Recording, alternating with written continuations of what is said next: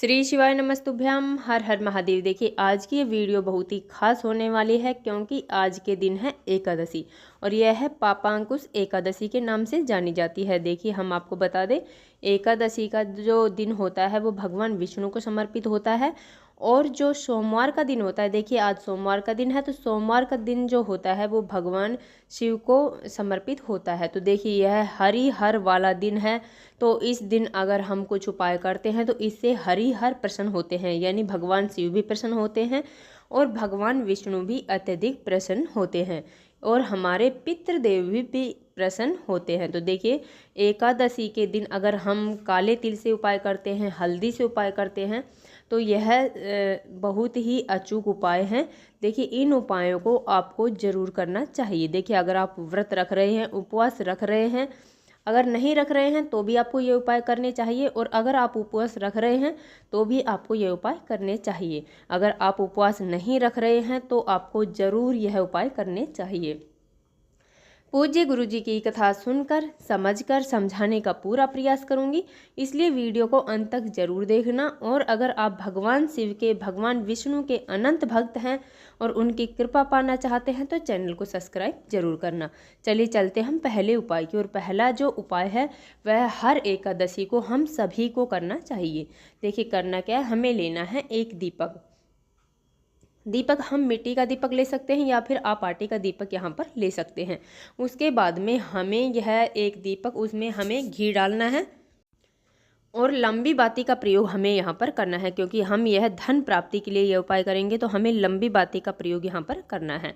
देखिए उस दीपक के अंदर हमें थोड़ी सी हल्दी डालनी है और एक इलायची हमें उस दीपक के अंदर डाल देनी है और यह एक दीपक हमें रात्रि के समय हमारे आसपास या फिर हमारे घर में जहाँ पर भी तुलसी जी हैं वहाँ पर हमें यह एक दीपक लगा देना है। दीपक का मुख है वह उत्तर दिशा की तरफ हमें करना है।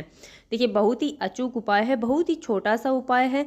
रात्रि के समय देखिए सूर्यास्त के बाद में हमें यह उपाय करना चाहिए।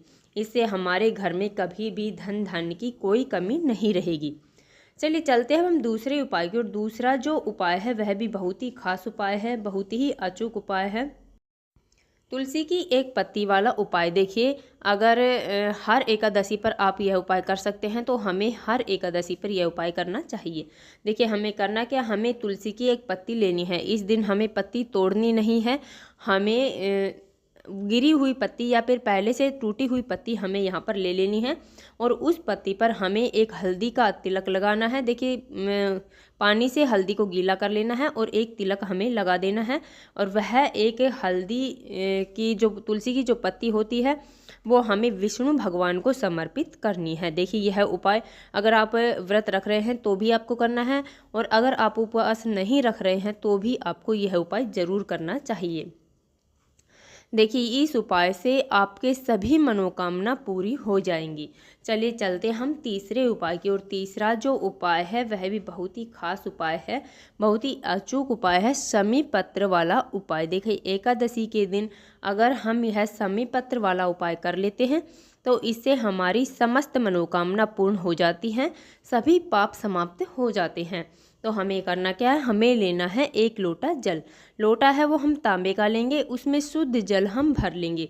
देखिए जल है वह हमें अपने घर से भर कर ले जाना है, अपने किचन से भर कर ले जाना है। हमने पहले भी कहा है कि अपने घर से भर कर ले गया हुआ जल हमारे समस्त दोषों को समाप्त कर देता है।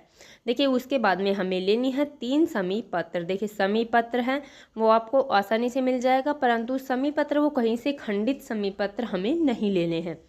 उसके बाद में अब ये सब सामग्रियाँ लेकर हमें पहुंच जाना है भगवान शिव के मंदिर में। देखिए अगर आप पहले और पूजा पाठ आप करना चाहते हैं तो वो भी आप कर सकते हैं, फिर यह उपाय आपको करना है।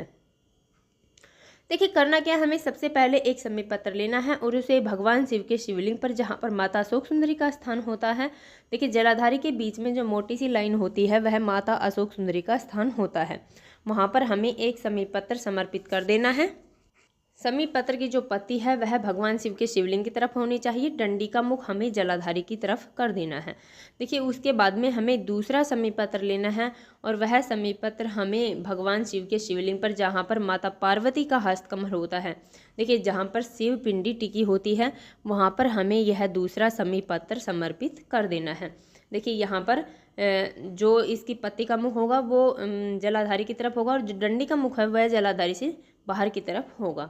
उसके बाद में तीसरा समी पत्र है वह हमें भगवान शिव के शिवलिंग पर समर्पित कर देना है, सोमेश्वर महादेव का स्मरण करते हुए। देखिए आज सोमवार का दिन है, तो सोमेश्वर महादेव का स्मरण करते हुए हमें एक समी पत्र भगवान शिव के शिवलिंग पर समर्पित कर देना है। देखिए बहुत ही अचूक उपाय है, इस उपाय को आप जरूर करें।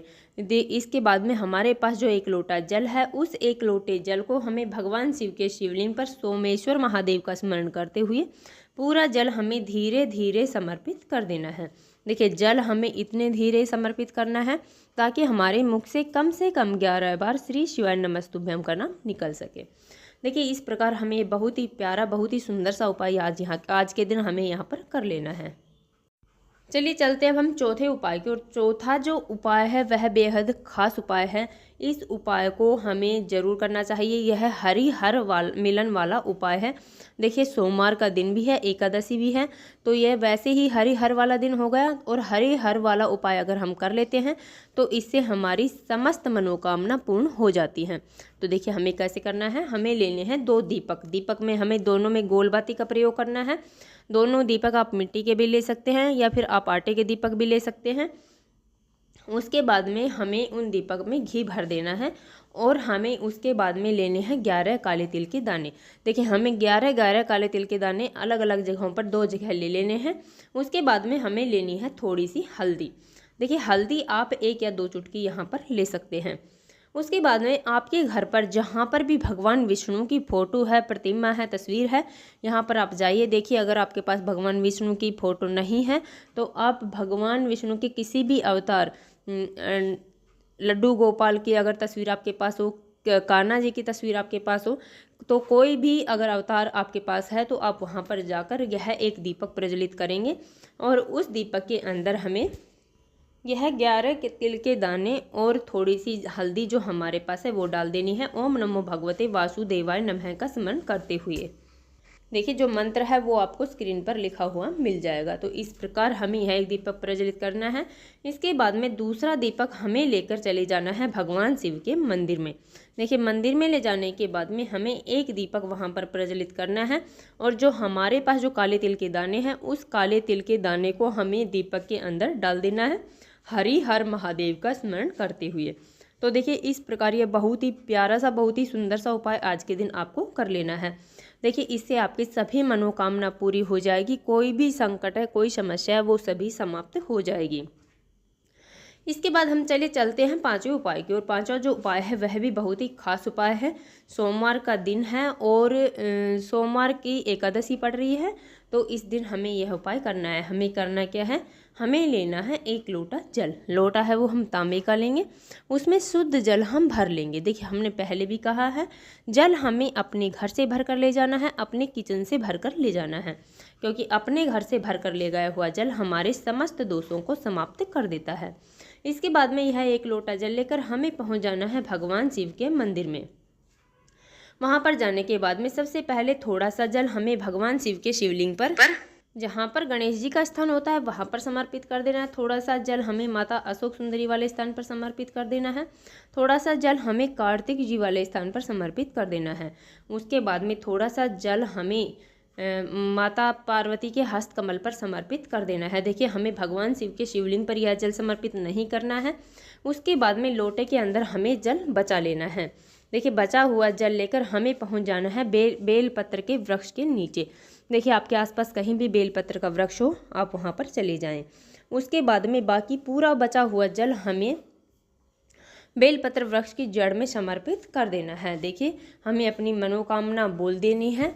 यह उपाय बहुत ही अचूक उपाय है, इस उपाय को आपको जरूर करना चाहिए। देखिए हम अगर यह उपाय करते हैं तो इससे माता पार्वती भी प्रसन्न होती है और भगवान शिव भी अत्यधिक प्रसन्न होते हैं। तो देखिए माँ पार्वती के जो अस्त्रों से बना हुआ जो पौधा है वह बेलपत्र का पौधा होता है और अपनी मनोकामना हमें वहाँ पर बोल देनी है। चलिए चलते हैं हम अगले उपाय की। और अगला जो उपाय है वह भी बहुत ही खास उपाय है। देखिए इन उपायों में से आपको अगर आप कोई एक उपाय भी करना चाहें तो आप यहाँ पर कर सकते हैं। देखिए यह उपाय है हल्दी और कुमकुम वाला उपाय। देखिए एकादशी पर आप यह उपाय जरूर करें। आपको करना क्या है, लेना है एक दीपक। दीपक आप मिट्टी का भी ले सकते हैं या फिर आप आटे का दीपक यहाँ पर बना सकते हैं। देखिए आटा मढ़ते समय उसमें नमक नहीं डालना है, इस बात का हमें विशेष ध्यान रखना है। उसके बाद में हमें ले लेनी है थोड़ी सी हल्दी और ले लेनी है थोड़ी सी कुमकुम। देखिए अब ये तीनों चीज़ें लेकर हमें पहुँच जाना है भगवान विष्णु के मंदिर में। देखिए मंदिर में आप नहीं जा सकते हैं तो आप घर पर भी यह उपाय कर सकते हैं। घर पर आपके पास भगवान विष्णु की कोई भी प्रतिमा हो उसके सामने आप यह उपाय कर ले। देखिए करना क्या है, सबसे पहले हमें एक दीपक वहाँ पर प्रज्वलित कर देना है। उसके बाद में हमारे पास जो थोड़ी सी हल्दी है उस हल्दी को भगवान विष्णु के जो सीधे पैर होते हैं, सीधा जो पैर है वहाँ पर हमें समर्पित कर देनी है। देखिए जैसे ही हम समर्पित करेंगे हमारा उल्टा हाथ पड़ेगा और उनका सीधा पैर जहाँ पर हो हमें थोड़ी सी हल्दी समर्पित कर देनी है और उल्टे पैर की तरफ हमें थोड़ी सी कुमकुम समर्पित कर देनी है। देखिए बहुत ही विशेष उपाय है, एकादशी के दिन आप इस उपाय को जरूर करें। यह उपाय आप रात्रि के समय भी कर लेंगे तो इसमें कोई परेशानी नहीं है। तो देखिए हमने 6 महा उपाय आपने वीडियो में यहाँ पर बताए हैं। जो भी उपाय आपको अच्छा लगे, सरल लगे, आप यहाँ पर कर सकते हैं। देखिए अगर आपने व्रत किया है, उपवास किया है तो आप कर सकते हैं, अन्यथा अगर आपने उपवास नहीं भी किया है तो भी इनमें से अगर एक उपाय भी आप कर सकते हैं तो आपको ज़रूर करना चाहिए। देखिए हमने अपनी तरफ से समझाने की पूरी कोशिश की है। उम्मीद है आपको वीडियो समझ में आ गया होगा। अगर वीडियो अच्छी लगी तो लाइक करें और अगर आप चैनल पर नए हैं और अभी तक आपने चैनल सब्सक्राइब नहीं किया है तो ऐसे ही छोटे छोटे उपायों को देखने के लिए प्लीज़ हमारे चैनल को सब्सक्राइब जरूर करें। श्री शिवाय नमस्तुभ्यम। हर हर महादेव। ओम नमः भगवते वासुदेवाय।